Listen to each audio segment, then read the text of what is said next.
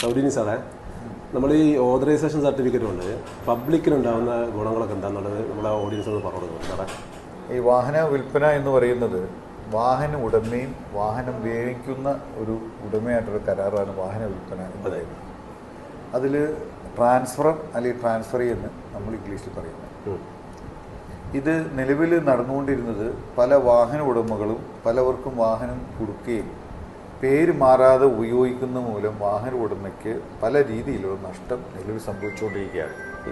ഇത് സർക്കാരിൻ്റെ ശ്രദ്ധയിൽപ്പെട്ടതുകൊണ്ട് ഈ വാഹന വിൽക്കുന്നത് റീയൂസ്ഡ് വെഹിക്കിൾ വിൽക്കുന്നതിന് ഒരു ഓതറൈസേഷൻ കൊണ്ടുവരണമെന്ന് സർക്കാർ നിയമം കൊണ്ടുവന്നു.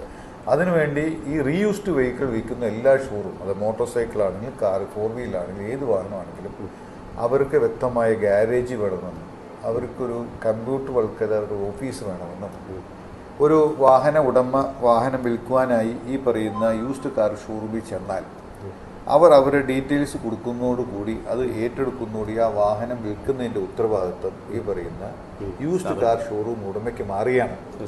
അപ്പോൾ വാഹന ഉടമ അതോടുകൂടി സേഫ് ആകുകയാണ്.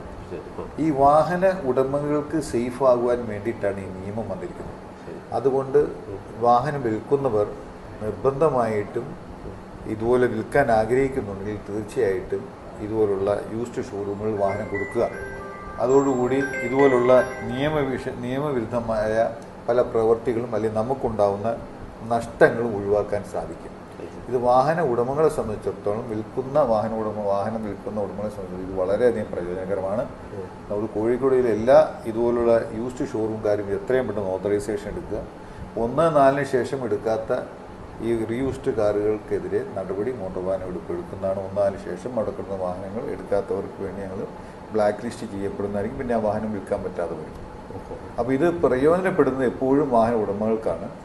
റീയൂസ്ഡ് വെഹിക്കിൾ ഓതറൈസേഷൻ കിട്ടിയതോടുകൂടി അവരും മറ്റുള്ള ഷോറൂം പോലെ അവർ ഗവൺമെൻറ്റിൻ്റെ അണ്ടറിൽ വന്നിരിക്കുകയാണ്. അവർക്ക് ലൈസൻസ് ഇന്ന് കൊടുത്തു.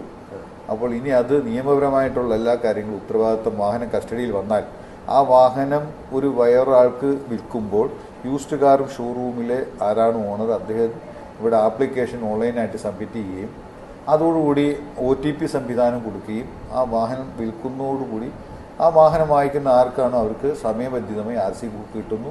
അങ്ങനെ വാഹന ഉടമയും തൃപ്തനാണ്, വാഹനം വാങ്ങിക്കുന്നതും തൃപ്തനാവുന്ന ഒരു സംവിധാനത്തിലോട്ടാണ് ഇപ്പോൾ നിലവിൽ വന്നത്.